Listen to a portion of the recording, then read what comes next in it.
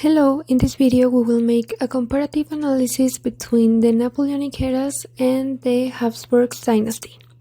First, about the Napoleonic era we can say that it was a historical moment that marked different milestones in political, social, and ideological transformations, which gave rise to liberalism and left absolutism behind.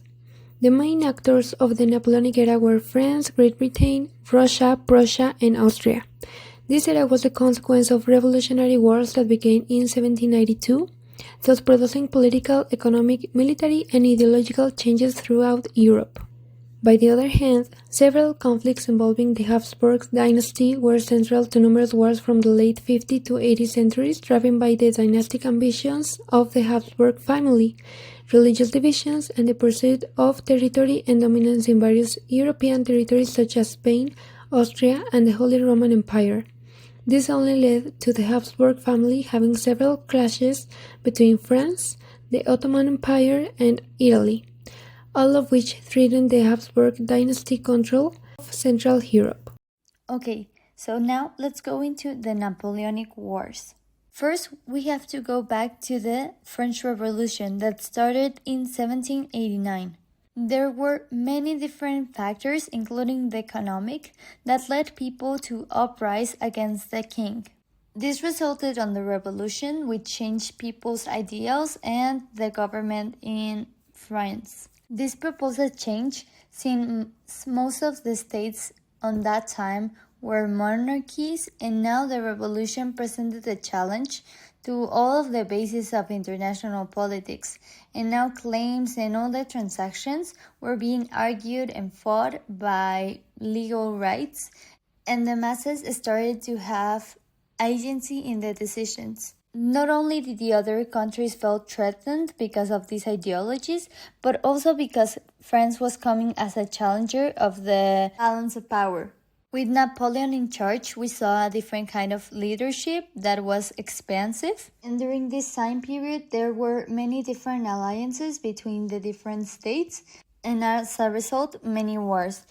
Some of the main wars were the War of the Third Coalition, where Napoleon weakened Austria and Russia, the War of the Fourth Coalition, in which Napoleon defeated Prussia, also the Spanish War of Independence, because it showed a beginning of the decline of all the Napoleonic power, and also the War of the Seventh Coalition, better known as the Battle of Waterloo, in which the army of Napoleon was weakened and eventually defeated.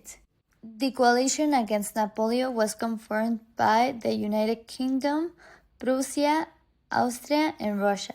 Now, it is important that we also go into some of the military and diplomatic strategies that France had in order to conquer and expand all throughout Europe. One of the main strategies was to go in with military strength and then, after that, go into diplomatic negotiations.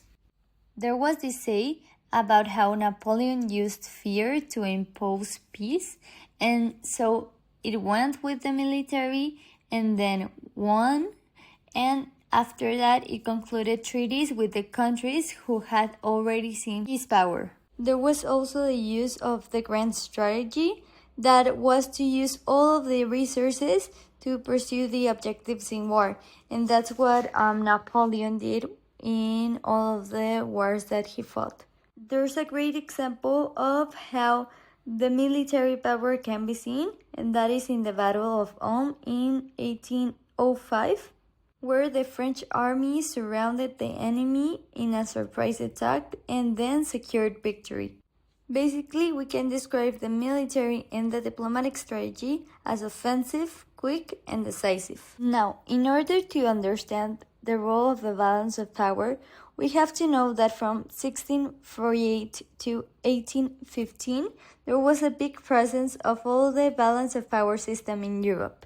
And if there was any war to occur, it was almost always in large-scale alliances. And nearly all wars were fought with an ally. During the Napoleonic Wars, we started seeing how Napoleon's presence was crucial for the expansion of France, and how the different battles continued to expand the territory and dominance that France had. At first, many of the countries were committed to keep defending the balance of power, but after crushing defeats, some of them decided to change its side. Something that was also visible was the formation of different coalitions, so they weren't really stable and they kept changing every time.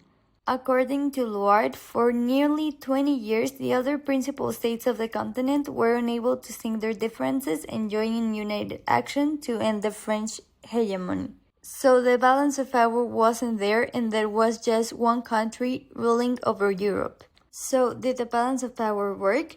Well, it didn't have a lot of success in stopping the growth that France was having at the beginning. There were also some countries that decided to use the bandwagon and strategy and go on part with France. And so the coalitions kept changing every time and they weren't constant. However, at the end, the balance of power worked because all of the countries united and searched for a new strategy to go against France.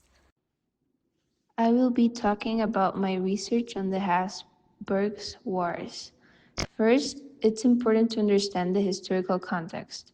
The Habsburg dynasty was central to numerous wars between the late 15th and early 18th centuries. Their conflicts were driven by dynastic ambitions, religion divisions, and the quest for territory and dominance, particularly across Spain, Austria, and the Holy Roman Empire. This constant pursuit of power led the Habsburg family into frequent confrontations with France, the Ottoman Empire, and Italy. Some major conflicts include the Italian Wars, a prolonged rivalry between the Habsburgs and France over control of the Italian peninsula, sparked by the Habsburgs' territorial expansion throughout strategic marriages and inheritance.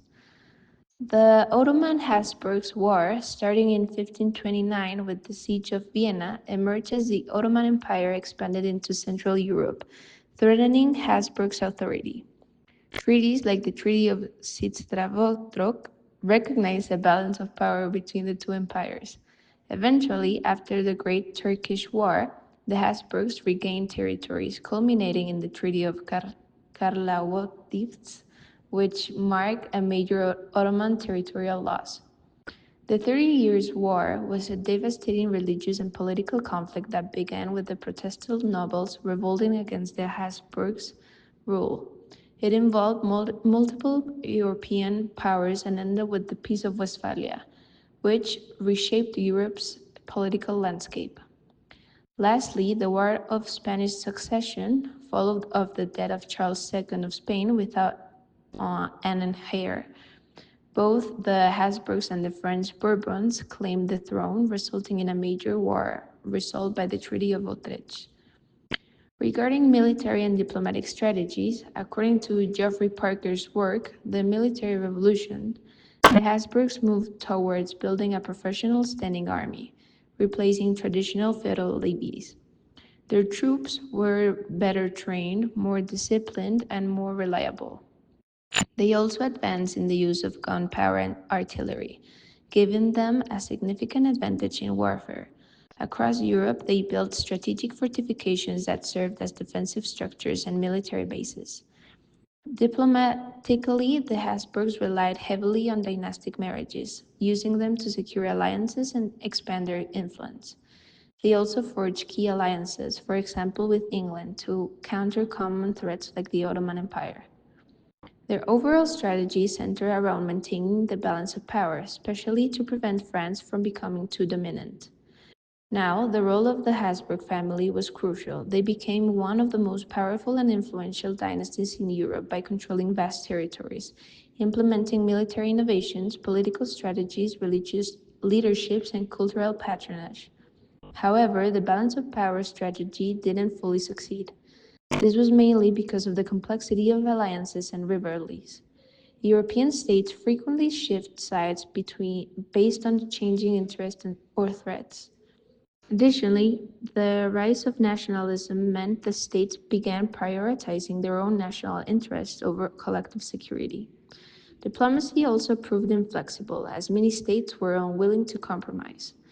In conclusion, the Habsburgs' War illustrates how dynastic ambition, military innovation, and shifting alliances shaped early modern Europe in profound ways. Now, talking about the comparative analysis, as for the general strategy of Napoleon and his Grand Army, it can be noted that during armed conflicts, offensive and centralized strategy were key to the tactics used by Napoleon, which allowed him to consolidate his power in Europe. In addition, their ability to form tactical alliances, such as satellite states, reflects a great understanding of the conflict from a much more complex perspective that was expected at the time. In the same way, a rational and pragmatic thinking was demonstrated, where the conflict itself reflected the interest over the absolute advantage to achieve French hegemony. The above can also be understood from a perspective where Napoleon knew how to build intelligent power, thus using his power of coercion over other states to influence negotiation in the formation of alliances, while maximizing the effectiveness and legitimacy of his troops, which was also strongly driven by nationalism. On the other hand, the Habsburgs were characterized by their decentralized dynastic structure, which moved them away from much more favorable position where their absolute power was legitimized by their power of influence. This is because the Habsburgs focused in their alliances not on coercion or relational power, but on negotiation with multiple courts and territorial interests reinforced by nuptial unions. This reflects little depth in the planning of their alliances, a lag in the strategy that did not contemplate the changes and geopolitical effects of other conflicts close to its context. As mentioned above, the balance of power played a pivotal role in the rise and fall of both actors. According to this theory, states seek to avoid hegemony. We know that this was not precisely the case with the Habsburgs or Napoleon, since one of their main motivations was the persistence of their power, influence, and survival within the anarchic system. However, this same theory explains that the different dynamics and behaviors of states will lead to changes in their position and therefore their influence within the same system, so that the states themselves and their behaviors will lead to the formation of different coalitions, alliances, and actors that will reestablish the system, thus achieving the rise, development, and decline of potential hegemonies. This is how hegemony represents systemic threats to other states and to other great powers, but its role within the international dynamics can be interpreted as a means that facilitates the cooperation of states not only to strengthen it, but also to overthrow it, which is exemplified both in the alliances and coalitions of the Habsburgs and Napoleons, although with different intensity. In relation to the above, Napoleon's military power was characterized by nationalist mass conscription, while the Habsburgs depended more on professional armies that were conscripted and dispersed loyalty. Finally, the implementation of two major theoretical elements is considered necessary. Offensive realism, as Mearsheimer puts it, states that leaders like Napoleon seek to maximize their power and to some extent succeed. However, a coalition will always emerge that will eventually contain them. On the other hand, defensive realism states that the most conservative actors operate under a logic that seeks to preserve the status quo, which can be counterproductive in the face of the changes in the balance of power and their geopolitical effects.